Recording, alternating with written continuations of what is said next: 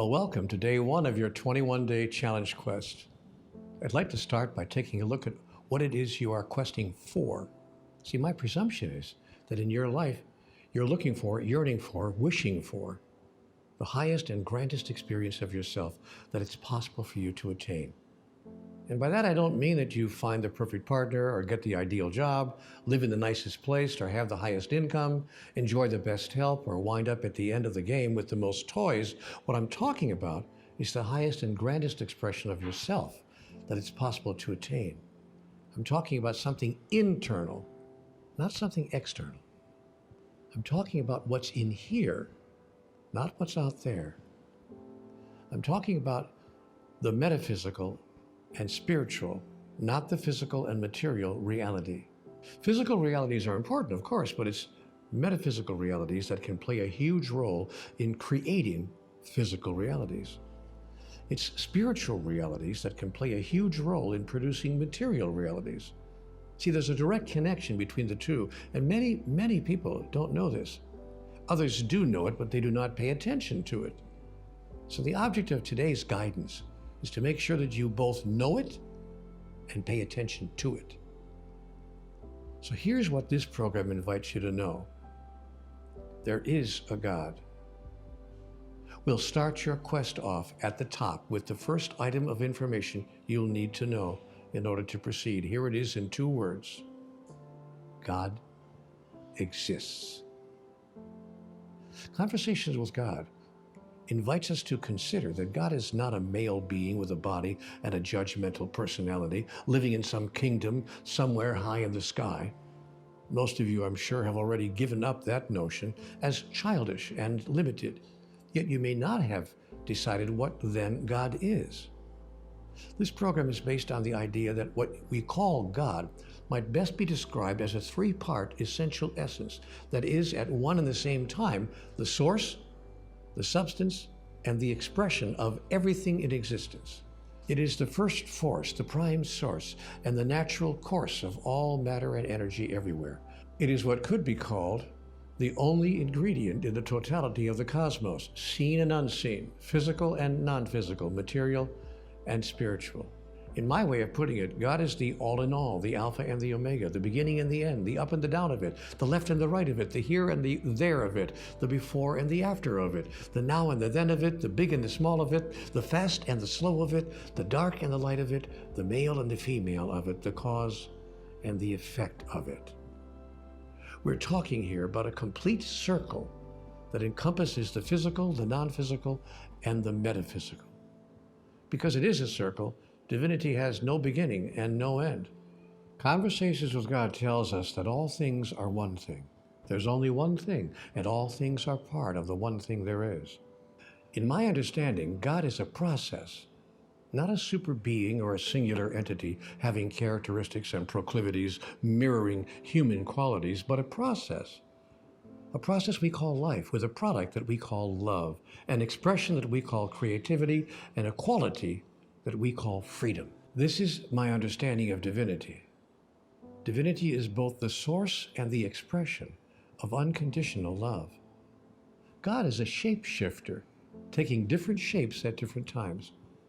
Divinity can and will manifest in our experience as a father's protection, a mother's nurturance, a grandparent's wisdom, a lover's tenderness, a sibling's loyalty, a friend's devotion, a neighbor's kindness, a visitor's presence, a doctor's healing, a teacher's clarity, a minister's comfort, and a child's sheer wonder in the pure delight of you. Now here is my understanding of humanity. Human beings are also composed of 3 parts. And as in our description of divinity, we could call these 3 parts of ourselves the source, the substance, and the expression of everything in our existence. These same words apply in smaller measures to the description of us because, as has been declared by many of the world's religions, we are made in the image and likeness of God. Or to put it another way, each of us is an individuation, an expression of God in singular form. We sometimes call the 3 aspects of ourselves body, mind, and spirit. We might also call these 3 parts of us physical, non-physical, and the metaphysical. These facets of us are not found in a straight line configuration, with one starting over here and ending over here, and the next one picking up where the previous one left off. Rather, these elements are annular, that is, they form an energetic circle, and so we, like divinity, have no beginning and no end. We always were, are now, and always will be. In this, we're exactly like every other sentient being in the cosmos. Oh yes, I forgot to tell you, there are other sentient beings living in other places in our universe. I'm sure you know that. I mean, there can't be much controversy about this anymore. Our explorations of outer space show us that there are billions and billions of stars around which revolve trillions and trillions of planets. And most recently, we've been told by physicists that in fact our universe is not a singular reality, but one of a universe of universes. In other words, we don't live in a universe, we live in a multiverse. So the chances of our being the only intelligent life in this incomprehensibly, unfathomably enormous ultimate reality are 1 in a septicajillion, or to put it another way, impossible. And that is the next piece of information we are given in Conversations with God. We are told that many of the entities living elsewhere are highly evolved beings. Further, we are told in Book 4 of the Conversations with God series that these highly evolved beings are living in a way that is far more advanced, socially, psychologically, and spiritually, than the way most people are living on Earth, and that they are actually helping us move forward in our own evolutionary process. The text of Book 4 then offers us a list of 16 major differences in the behaviors of awakened beings and beings like us who are living in an unawakened state. That list of 16 differences, forms the basis of this program. I'm going to share that list with you now so you can have a quick peek at where you'll be going in the days ahead, at the challenges you'll be facing, and the behaviors you'll be embracing if you accept the invitation we'll be placing before you here. Okay? Are you ready? All right. Here are the 16 differences in the behaviors of highly evolved beings and human beings living in an unawakened state. An awakened species sees the unity of all of life and lives into it. Humans in an unawakened state often deny it or ignore it. Number 2, an awakened species tells the truth always. Humans in an unawakened state too often lie, to themselves as well as others. Number 3, an awakened species says one thing and will do what they say. Humans in an unawakened state often say one thing and do another. Number 4, an awakened species, having seen and acknowledged what is so, will always do what works. Humans in an unawakened state often do the opposite. Number 5, an awakened species does not embrace a principle in its civilization that correlates with the concepts that we refer to as justice and punishment. Number 6, an awakened species does not embrace a principle in its civilization that correlates with the concept that humans refer to as insufficiency. Number 7, an awakened species does not embrace a principle in its civilization that correlates with the concept that humans refer to as ownership. Number 8, an awakened species shares everything with everyone. Humans in an unawakened state often do not, only sharing with others in limited circumstances. Number 9, an awakened species creates a balance between technology and cosmology, between machines and nature. Humans in an unawakened state often do not. Number 10, an awakened species would never, under any circumstances, terminate the current physical expression of another sentient being unless asked directly by that other being to do so.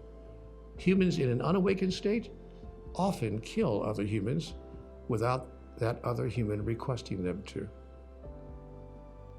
Number 11, An awakened species would never do anything that could potentially damage or harm the physical environment that supports the members of that species when they are physicalized. Humans in an unawakened state often do so. Number 12, an awakened species never poisons itself. Humans in an unawakened state often do so. Number 13, an awakened species never competes. Humans in an unawakened state are often in competition with each other. Number 14, an awakened species is clear that it needs nothing. Humans in an unawakened state often create a need-based experience. Number 15, an awakened species experiences and expresses unconditional love for everyone. Humans in an unawakened state often cannot imagine even a deity who does this, much less do they do it themselves. And finally, number 16, an awakened species harnesses the power of metaphysics. Humans in an unawakened state often largely ignore it. Okay, that's the list. Do you think that you can make those behavioral changes? Are you ready and willing to try to make those changes? Your answer to both questions could change your life forever. Okay, so now here is your assignment for today. Make a list in your awakening journal of anything you may have heard in the topics we just covered on this day of your quest. The topics that you felt brought you new information. Now make a second list of ways that you feel you may be able to use the information from day one of your quest, whether it was new to you or not. At the end of this day, before retiring for the night, make a journal entry briefly describing any application to which you put today's info from this quest. Follow this with an intention list, describing ways that you intend to use this data tomorrow. And I'll see you on day 2.